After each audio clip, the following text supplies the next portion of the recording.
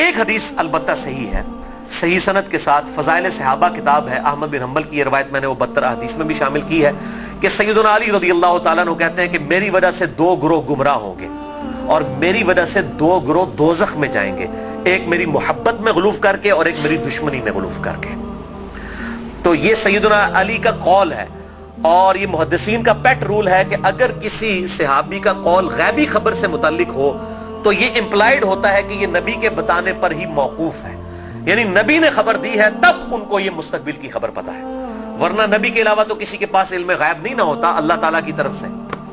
کوئی اور شخص تو یہ دعویٰ نہیں کر سکتا میرے اوپر وحی نازل ہوتی ہے، تو نبی کو جتنا اللہ تعالیٰ علم غیب دیتا ہے، غیب پر اطلاع دیتا ہے، وہ امت تک پہنچا دی جاتی ہے۔ تو سیدنا علی جب یہ قول بیان کر رہے ہیں تو یقیناً یہ موقوف ہے نبی صلی اللہ علیہ وسلم کے بتانے کے اوپر۔ تو یہ 2 ایکسٹریم رویے امت میں آج تک موجود ہیں۔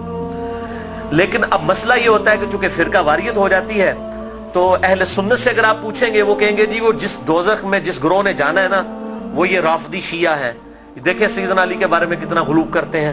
اچھا آپ شیعہ سے جا کے پوچھیں وہ کہیں گے جس بندے جنہوں نے حضرت علی کی دشمنی میں دوزخ میں جانا ہے وہ اہل السنہ ہے۔ یہ دیکھیں کہ یہ حضرت علی کی جب شان بیان ہونی شروع ہوتی ہے تو یہ شیعت کا فتویٰ لگا دیتے ہیں، ٹھیک ہے۔ تو یہ دونوں ایکسٹریم رویے ہیں۔ اہل سنت کے ہاں بھی ناسبی موجود ہیں جو سیدنا علی سے بغض رکھتے ہیں، آج تک موجود ہیں، اور ان کی زیادہ تر تعداد جو ہے وہ اہل حدیث اور دیوبند مکتب فکر کے اندر موجود ہے۔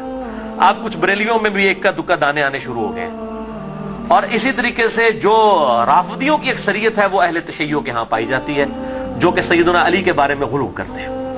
اہل سنت کا درمیان میں مسلک ہے اس حوالے سے، اور اس میں میں وہ امام شافعی کا شعر کوٹ کروں گا ضرور، جو انہوں نے دیوان الشافعی ان کا اپنا دیوان چھپا ہوا ہے، اس میں کوئی سند کی ضرورت نہیں ہے، اور تمام ائمہ محدثین نے اپنی حدیث کی کتابوں میں اس قول کو نقل کیا ہے، اسماء الرجال کی کتابوں میں اس قول کو نقل کیا ہے۔ امام زاہبی رحمہ اللہ نے جو امام ابن تیمیہ کے شاگرد ہیں انہوں نے بھی نقل کیا، امام ابن تیمیہ نے بھی نقل کیا، اور امام ابن کثیر نے بھی، اور باقی سارے ائمہ نے، ابن حجر اسقلانی نے بھی، کہ امام شافعی فرمایا کرتے تھے ان کان رفضا حب آل محمد صلی اللہ علیہ وسلم، اگر آل محمد کی محبت کا نام رافضی یا شیعہ ہونا ہے فَلْيَشْهَدِ الثَّقَلَانِ أَنِّي رَافِضِي، تو جن و انس گواہ ہو جاؤ اس بات پہ کہ میں رافضی ہوں۔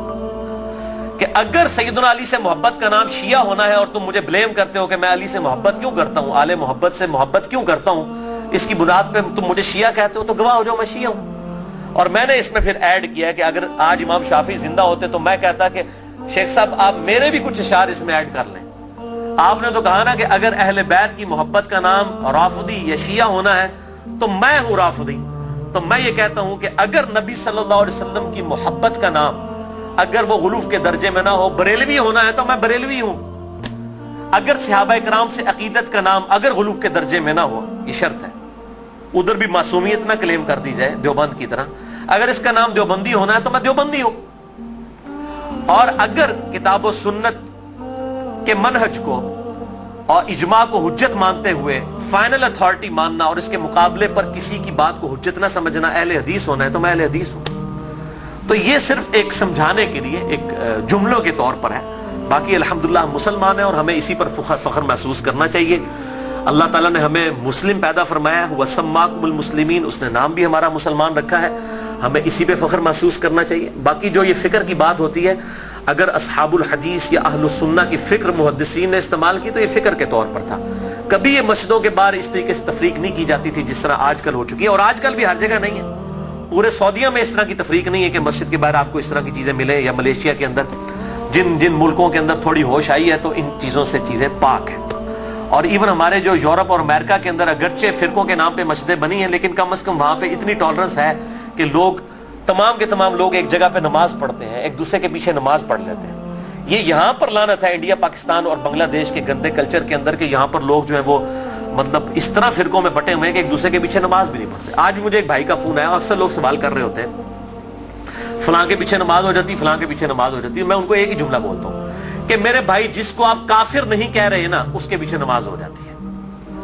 آپ نے اگر یہ اناؤنسمنٹ کرنی ہے کہ اس کے پیچھے نماز نہیں ہوتی تو اس کو پہلے کافر ڈکلیئر کریں گے۔ اگر آپ میں یہ جرت نہیں ہے نا، آپ مسلمانوں سے سمجھ رہے ہیں نا، अहलुल बिदा समझ रहे हैं, कलमा को मुशरिक समझ रहे हैं, कुछ भी समझ रहे हैं, काफिर कहने की आपको जुर्रत नहीं है ना, तो समझ ले कि वो मुसलमान है। अब वो मुसलमान है, वो अहले बिदत में से भी हो सकता है, कलमा को मुशरिक भी हो सकता है, ठीक है, कुछ भी हो सकता है, जब तक वो काफिर नहीं है उसके पीछे नमाज दुरुस्त है। ये है बिल्कुल मोटा सा फार्मूला। और अगर आप समझते हैं कि इस तरीके से लोगों को इस्लाम से बाहर निकालना है, तो मेरे भाई फिर ठीक है, आप सऊदीया वालों को भी एप्लीकेशन दें कि अहले हदीस एप्लीकेशन दे दें कि जी बरेलवी मुशरिक हैं, देवबंदी भी चूंकि तकलीद करते हैं वो भी मुशरिक हैं, शिया भी मुशरिक हैं, लिहाजा जो है चूंकि हरम के अंदर जो है वो मुशरिकीन का दाखिला ममनू है, लिहाजा सवाए अहले हदीस के किसी को हज करने की इजाजत ना दी जाए। एप्लीकेशन दें, और अगर वो आपकी एप्लीकेशन कबूल ना करें तो फिर आप वही फतवा लगाएं कि अगर वो नहीं कबूल कर रहे तो वो भी मुशरिक, जो हरम में आने दे रहा है मुशरिक को वो भी मुशरिक, और इमाम काबा जो उनकी लीडरशिप कर रहा है और इसके खिलाफ बोल नहीं रहा वो भी मुशरिक। फिर तो भाई मेरे फार्मूले आप लगाने शुरू कर दें। असल में सबको ये बात पता है, ये तकरीरों में जोश में आके किताबों में इस तरीके से जोश में चीजें लिख देते हैं, पता इनको भी है कि इस्लाम से नहीं निकाला जा सकता। जिनको इस्लाम से निकालना था ना, उम्मत ने इत्तेफाक करके उनको इस्लाम से निकाल दिया है, वो है कादियानी। उनके बारे में सब ने इत्तेफाक किया हुआ है। अगर कोई कादियानियों के अलावा किसी मुसलमान के फिरके को जो इंडिया पाकिस्तान बांग्लादेश में पाया जाता है काफिर समझता है, तो भाई एप्लीकेशन पुट करे, आप देखें जरा फिर के साथ होती क्या है। अहले हदीस के खिलाफ पुट करेंगे ना, वो सारों के बाबों का चट्टा बट्टा खोल देंगे। आप बरेलवियों के खिलाफ पुट करेंगे, बरेलवी अहले हदीस देवबंद शिया के बाबों का चट्टा बट्टा खोल देंगे। शिया के खिलाफ पुट करेंगे ना, वो इनके सारे बाबों को नंगा कर देंगे। देवबंदियों के खिलाफ बात करेंगे, वो इनके बाबों को नंगा कर देंगे। क्यों? कि सबके पास थोक के हिसाब से एक दूसरे के खिलाफ गुमराह कुन नजरियात जो है ना किताबों के अंदर मौजूद है। ठीक है, ये इतना सीधा मामला नहीं है इसको जिस तरीके से समझा जाता है। तो ये मेरे भाइयों बहुत क्रिटिकल इशू है। जिसको आप काफिर नहीं कह रहे उसके पीछे आपकी नमाज बिल्कुल दुरुस्त है। या जुर्रत करें काफिर कहने की, फिर अगली बात करें। अगर आप ये जुर्रत नहीं कर रहे तो यकीनन आप मुसलमान समझ रहे हैं, एक दूसरे के पीछे नमाजें भी पढ़ें, एक दूसरे के साथ निकाह भी करें, एक दूसरे के साथ मामलात भी करें, इल्मी तरीके से एक दूसरे के साथ मामलात को आगे लेके चलें। बाकी तो हालत ये हो चुकी है मेरे भाई के यहां तो एक फिरके के जो लोग हैं उनमें कितनी पार्टी बाजी है। एक घर के अंदर एक फिरके के लोग हैं, उनमें पार्टियां मौजूद हैं। कोई एक जमात के साथ है, कोई दूसरी जमात के साथ है। वो कहता जी कुर्बानी दी खाल मैं उन्होंने देनी है, वो कहता मैं उन्होंने देनी है। और मौलवी दा वास चले तो तुम्हारी भी खाल के ला के ला जाए ईद वाले दाड़े।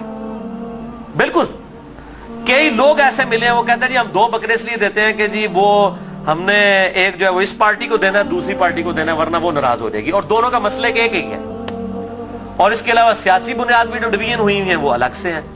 तो डिवीजन तो बहुत ज्यादा है। और फिर कहते हैं जी वो हम आपस में एक दूसरे को गुमराह तो नहीं समझते, गुमराह नहीं समझते। तो मेरे भाई एक दूसरे का इस लेवल तक आप रद्द करते हैं कि मस्जिदें छीन लेते हैं एक दूसरे से। अगर गुमराह समझ रहे तो तभी मस्जिद छीनते हैं ना।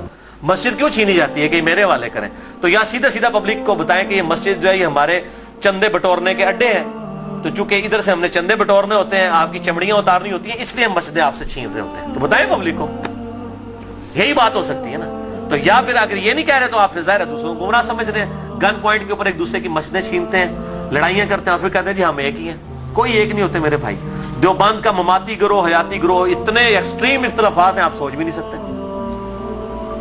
बरेलवियों के अंदर आप आ जाएं, दावत इस्लामी को देख लें और डॉक्टर तैयब कादरी साहब और सैफियों की पार्टी जमीन आसमान की इख्तलाफात है।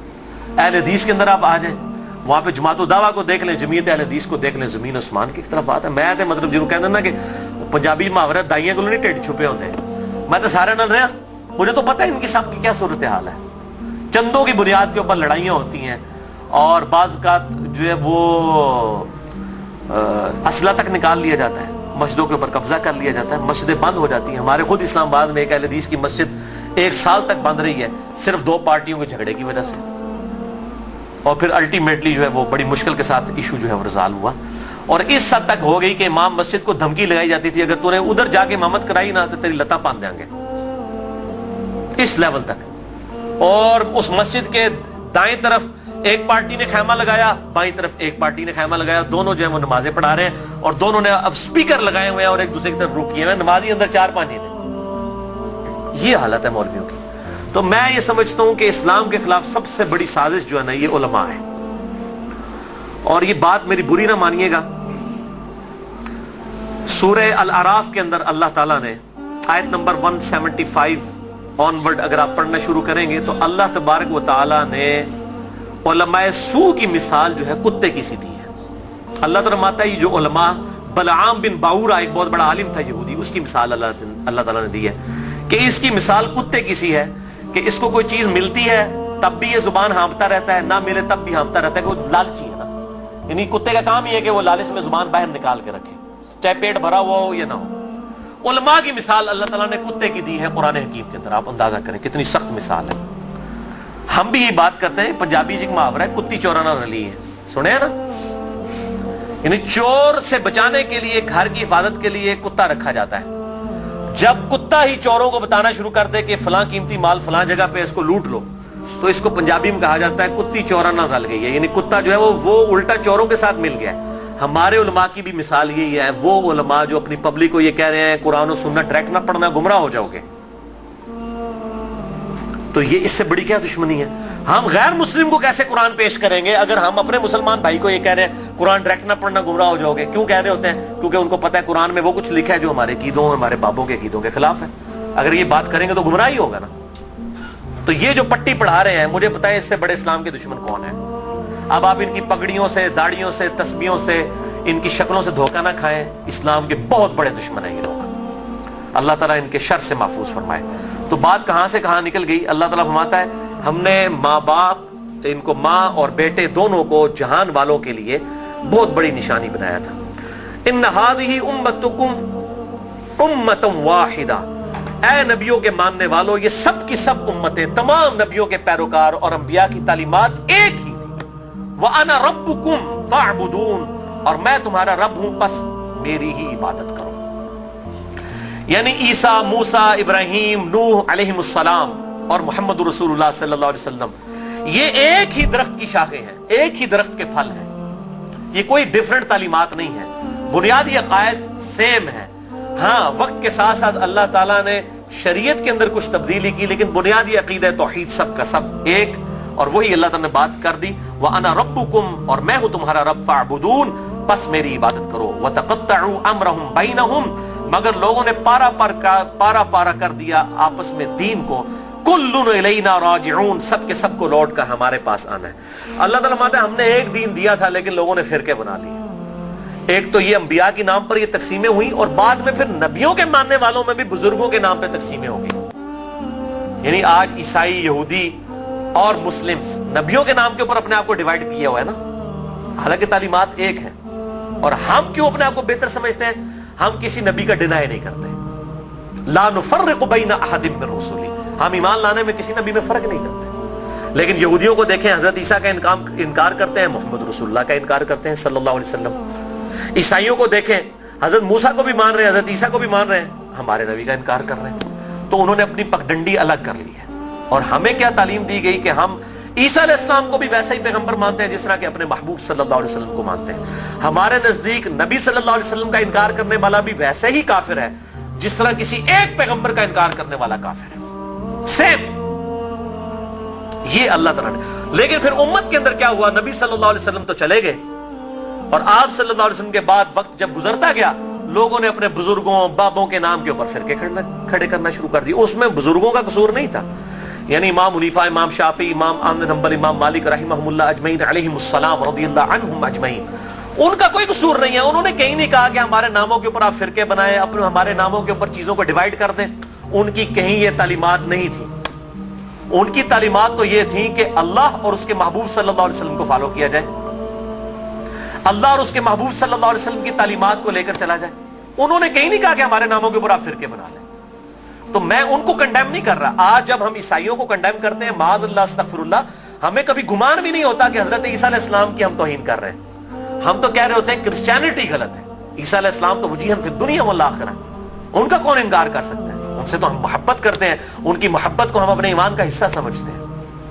لیکن ان بزرگوں کے نام کے اوپر فرقے بننا شروع ہوئے، پھر آگے چلتا رہا کام یہاں تک پہنچا کہ اب آپ دیکھیں کہ اس حالت تک بگاڑ آ چکا ہے کہ انڈیا پاکستان کے اندر ایک امام حنیفہ رحمہ اللہ کے نام پہ فرقہ بنانے والے لوگوں کی اپنی حالت یہ ہو گئی ہے، انہوں نے اپنے ادھر جو 14ویں صدی کے دو بابے تھے ان کے نام کے اوپر فرقے بنا لیے، بریلوی اور دیوبندی، دونوں اپنے آپ کو حنفی کہہ رہے ہیں۔ دونوں اپنے آپ کو کہہ رہے ہیں کہ ہم امام حنیفہ کے پیروکار ہیں، اور دونوں ایک دوسرے کو ماشاءاللہ کافر بھی سمجھتے ہیں، گستاخ رسول بھی سمجھتے ہیں، مشرک بھی سمجھتے ہیں، ایک دوسرے کے پیچھے نمازیں پڑھنے کے قائل نہیں ہیں، اور اسی نام کے اوپر انہوں نے مسجدیں بھی الگ کر لی ہوئی ہیں، اور اس حد تک کہ آپ مسجد کے بارے میں دیکھتا ہوں لکھا ہوتا ہے اہل سنت والجماعت، بریکٹ میں لکھا ہوتا ہے حنفی، پھر آگے مزید بریکٹ لگائی ہوتی ہے دیوبندی. یعنی آپ دیکھیں کہ کس لیول تک ڈیوائیڈ کر دیا، کس لیول تک ڈیوائیڈ کر دیا امت کو. تھوڑا آگے ہو جائے، آگے ہو جائے، آگے ہو جائے. اور میں حیران ہوتا ہوں کہ انڈیا کے 2 شہروں کی بنیاد کے اوپر امت کو ڈیوائیڈ کر دیا. یہ دیوبند اور بریلی انڈیا کے 2 شہر ہیں، اس کے نام کے اوپر ڈویژن کر دی ہوئی ہے. یہی حال اہل حدیث کا ہے. کبھی اپنے آپ کو اہل حدیث کہیں گے، کبھی سلفی کہیں گے، کبھی کہیں گے غربا اہل حدیث، کبھی کچھ. کس لیول تک بگاڑ آ گیا. حتیٰ کہ اگر آپ اب یورپ میں چلے جائیں تو وہاں 2 فرقے بن چکے ہیں، اہل حدیث اور سلفی. اور سلفیوں میں بھی 2 ہیں، ایک تقلیدی سلفی ہیں اور ایک غیر مقلد سلفی ہیں. اور ابھی ایک اور شوشہ چھوڑا ہے مدخلی. یہ ایک اور فرقہ جو ہے وہ عرب کے اندر نکلا ہے، جو کہ اپنے علاوہ سب کو کہتا ہے کہ یہ اہل حدیث سے خارج ہیں، ہم کوئی بہت بڑے اہل حدیث ہیں. یہی ہوتا ہے میرے بھائیوں، جب یہ پارٹی بازی شروع ہوتی ہے نا، اس کا انجام یہی ہوتا ہے. خدا کے لیے اس طرف واپس آ جائیں جہاں ہمارے محبوب صلی اللہ علیہ وسلم ہمیں چھوڑ کر گئے تھے. ہوا سماکم المسلمین من قبل وفی ھذا. اللہ کے پیغمبر ابراہیم علیہ السلام نے اس قرآن کے نزول سے پہلے تمہارا نام مسلم رکھ دیا تھا، اور اس کتاب میں وفی ھذا اللہ نے بھی انڈورس کر دیا اپنے آپ کو مسلمان کو. کیوں اپنے آپ کو ڈیوائیڈ کرتے ہو؟ کس لیول تک ڈویژن کرو گے؟ پہلے کہتے تھے جی اگر ہم سنی شیعہ کی ڈویژن نہیں کریں گے تو پتہ کیسے چلے گا. چلو جی وہاں بھی مسئلہ حل ہوا. پھر آگے گئے جی نہیں اگر ہم حنفی شافعی مالکی حنبلی اہل حدیث نہیں کریں گے پتہ کیسے چلے گا. چلو وہاں بھی مسئلہ حل ہو گیا. پھر آگے نہیں جی اہل حدیث میں بھی اتنی پارٹیاں تھیں تو ہم سلفی کہیں گے تو تب پتہ چلے گا. میرے بھائی یہ جتنی دمیں لگائی ہوئی ہیں نا، میں ان کو دمیں کہتا ہوں، یہ آپ دمیں لگاتے چلے جائیں، اس کی کوئی اینڈ نہیں ہے، سوائے اس کے کہ امام مالک رحمہ اللہ کا قول ہے، وہ فرمایا کرتے تھے اس امت کے آخری حصے کی بھی ہدایت ویسے ہی ہوگی جس طرح کے ابتدا کے حصے کی ہوئی تھی. صحابہ اکرام علیہم رضوان، اہل بیت، بریلوی، دیوبندی، اہل حدیث، شیعہ، اہل سنت اس تفریق سے بہت بالا تھے. آج بھی الحمدللہ وہ مسلمان اس پیٹرن کے اوپر. مجھے کہتے ہیں لوگ جی وہ آپ کس فرقے سے ہیں؟ میں کہتا ہوں جی میں اس گروہ میں شامل ہوں. فرقہ تو ہے ہی اسلام میں حرام. ٹھیک ہے، اللہ تعالیٰ نے واضح طور پہ فرما دیا ہے کہ ان الذین فرقوا دینہم وکانوا شیعا لست منہم فی شیء. اے نبی جنہوں نے دین میں فرقے بنائے اور اپنے آپ کو گروہوں میں بانٹ لیا، آپ کا ان سے کوئی تعلق ہی نہیں ہے. سورۃ الانعام آیت نمبر 159. اس طریقے سورہ آل عمران کے اندر ہے وَاعْتَصِمُوا بِحَبْلِ اللَّهِ جَمِيعًا وَلَا تَفَرَّقُوا. اللہ کی رسی یعنی قرآن کو، صحیح مسلم میں آتا ہے غدیر خم کی حدیث میں کہ یہ قرآن ہے اللہ کی رسی، اس کو مضبوطی سے پکڑ لو، فرقوں میں مت بٹو. پھر پوچھ رہے ہوتے ہیں فرقہ کون سا ہے، تو میں پھر آخر میں تنگ آ کے کہتا ہوں میرے بھائی میرا وہی گروہ ہے جو صحابہ کرام کا تھا. اگر صحابہ بریلوی تھے تو میں بریلوی ہوں، اگر صحابہ دیوبندی تھے تو میں دیوبندی ہوں، اگر صحابہ اہل حدیث تھے تو میں اہل حدیث ہوں، اگر وہ شیعہ تھے تو میں شیعہ ہوں. وہ کہتے ہیں نہیں جی صحابہ تے مسلمان ہی سن، لیکن ہون لوڑ پیندی ہے. تو میں کہتا ہوں میرے بھائی آج ضرورت کس طرح پڑ رہی ہے؟ اگر آج ضرورت پڑ رہی ہے تو نبی صلی اللہ علیہ وسلم کا کام تھا یہ امت کو بتا کے جاتے کہ میرے بعد یہ ہوگا تو جو اس فرقے کا نام ہوگا وہ صحیح ہوگا. بتائیں، صرف ایک بات آپ نے فرمائی، الجماعہ کو پکڑ لینا، امت کی مین سٹریم کو. اور میں آپ کو بتاؤں امت کی مین سٹریم جو ہے نا، عام مسلمان، وہ فرقہ واریت سے بالکل لا تعلق ہو چکا ہے. اور خصوصاً ابھی جو نیو مسلم ہے وہ اپنے آپ کو مسلمان محسوس کرنے میں ہی فخر محسوس کرتے ہیں الحمدللہ. تو اللہ تعالی ہمیں توحید پر بھی کاربند رکھے اور توہین رسالت سے بھی بچائے، نبی صلی اللہ علیہ وسلم کی سچی عقیدت نصیب فرمائے، اپنی موت سے پہلے اپنی قبر و آخرت کی تیاری کرنے کی توفیق عطا فرمائے. سبحانک اللہم وبحمدک اشہد ان لا الہ الا انت استغفرک واتوب الیک وما علینا الا البلاغ المبین.